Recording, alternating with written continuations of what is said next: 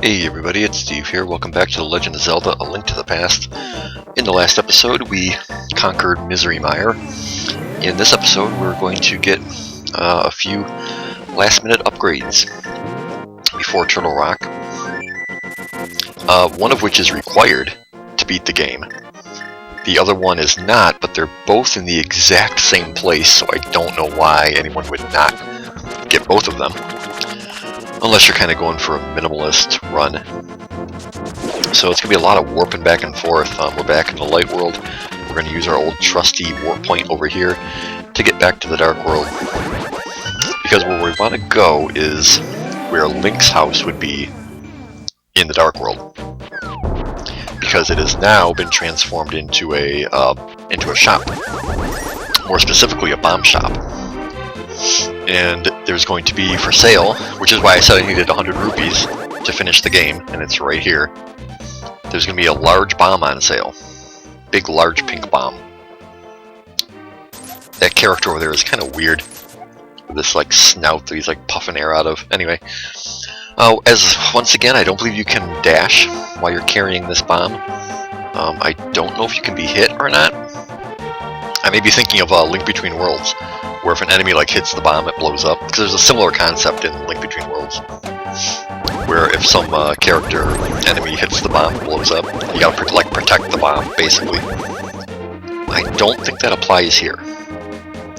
Having said that, I'm not going to take any chances. Okay, there we go. Well, oh, geez. Alright, well, I guess that answers that question. You can get hit while carrying the bomb.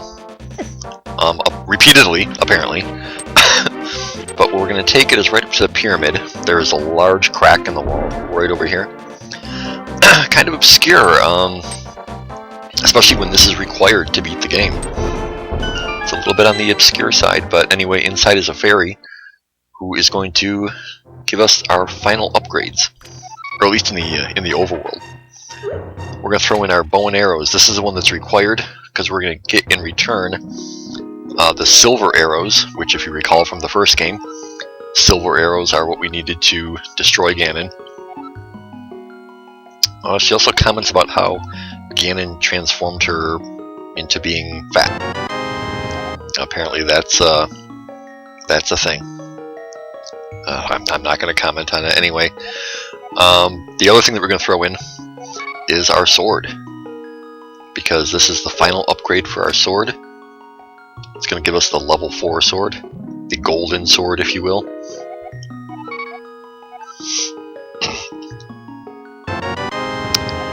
And our sword is stronger. We can feel its power throbbing in your hand. Kinda like when I jerk off.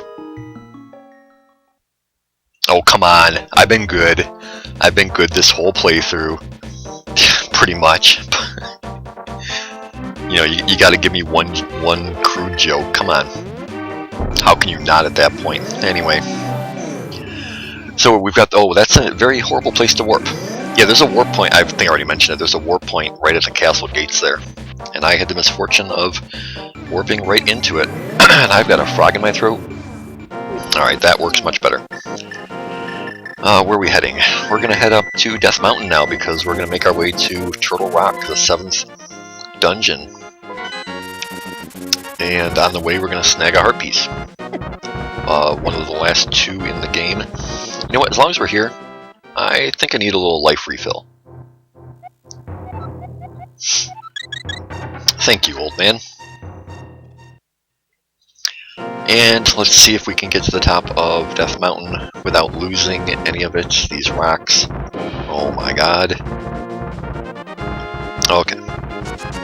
No, there we go. So much for that. And okay, and yeah, right, okay, yep, that's terrific. We just lost. We got 3 hearts back from him, and then we just lost them. So that was all one big waste of time. Come here. Come here and feel the power throbbing in my hands. Oh gosh, anyway, we're going to warp back here. We're going to warp back to the light world again. Like I said, a lot of back and forth. Yes, we're going to use the warp point. Right? Yes, we are. I almost jumped off the cliff, and that would have been bad news. Not horrible news, but there's two ways that every time I play this game, there's two ways that I kind of go about this. But what that does in my mind is that it makes me forget both of them at the same time. Because, okay, we're good though. There's a bridge over here that we're going to hookshot across. Right over here. And will allow us to proceed. There's a couple caves you can cut through, but they don't really yield anything of importance. Do I actually want to warp back? Yeah, I do not want to be in there. That is not the way I want to go. Don't tell me I'm lost. Am I lost on Death Mountain? I don't have time for this. I must go save Zelda. Zelda awaits. I must save my love. God. Yeah, this is wrong as well. Okay. Now I'm just wasting time. Yeah, anyone... Some of my comments throughout this playthrough, specifically in the Ice Dungeon video, I don't want anyone to think that I'm not a romantic, or that, you know, I mean, in a way I am. I don't want anyone to think that I don't believe in love, because I do. I guess the point is that I am still lost. I guess my point is that I believe in love, but I don't believe that it lasts forever. I guess that's ultimately how I feel about it. I feel like there's nothing in this life that lasts forever, and therefore love is no different. I just don't believe in eternal love. I guess that's ultimately how I feel about it.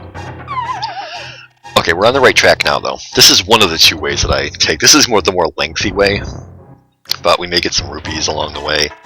Again, not that I need them, but everything in me wants to be up to 999 again by the time we're done with this playthrough. And so you're just kind of wrapping around these caverns. The next hole we're going to want to fall down is going to be the one all the way at the bottom. All the way down here. And really this should just pop us out eventually out to a rock that we can pick up. It's going to lead to a staircase. I'm getting way ahead of myself, I know, but that's ultimately where we're heading here.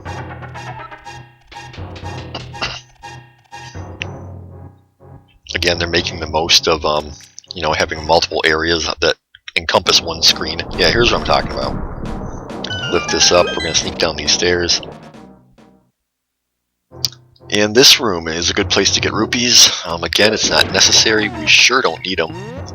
But there's a whole bunch of treasure chests on these platforms that have rupees. And whoops, that's not the way to go about collecting them. That would be the way to go about collecting them. There's like 50 in each chest, I think. You have to know like which pots to destroy and which ones to leave so you can get back. Ultimately, if you find that you've made a way... Oh, come on. If you've created a way that you can't get back, then you can just fall off a cliff because you're going to end up back at the doorway. I cannot get that chest now. Can I get it by coming down here? No, I cannot. Alright, you know what? Forget it. Forget the rupees. I got 525. We're in good shape. Here's where you would use the Ether Medallion to highlight a pathway, but it's not that difficult to just traverse without. As we cut up through here, we're probably going to come across some... there should be a fairy fountain around here. So we're going to bomb both walls. And...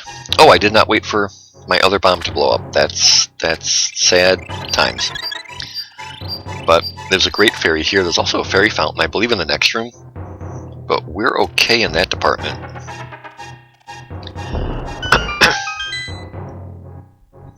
Yeah, right up top here, but don't need to because we are all set on everything.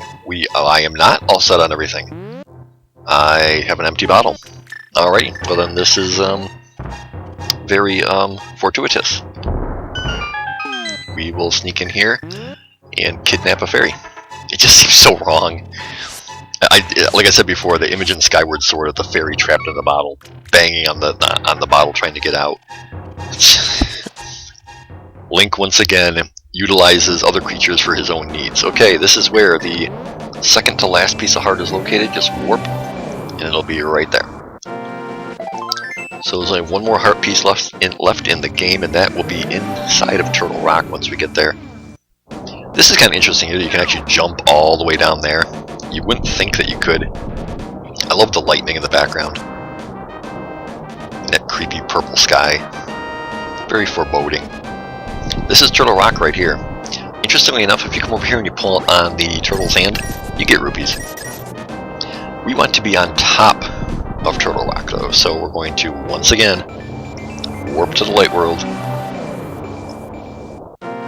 and get on top. As long as these guys don't bother me. Get away from me. Just stay away. I know you want to be all up in my space. It's not that I'm not flattered, and I'm probably even a little bit interested, but a little bit curious. But anyway, so here's where you need the Quake Medallion. I have not used it this whole game. It's the only time you're ever going to see me use it. Kind of a cool effect, though. And that's going to open up the way to Turtle Rock. So we will head in there in the next video. God, this one's just about as long as a regular video. Anyway, or a dungeon video. Everyone take it easy. Have a good day. I'll see you next time for more of A Link to the Past.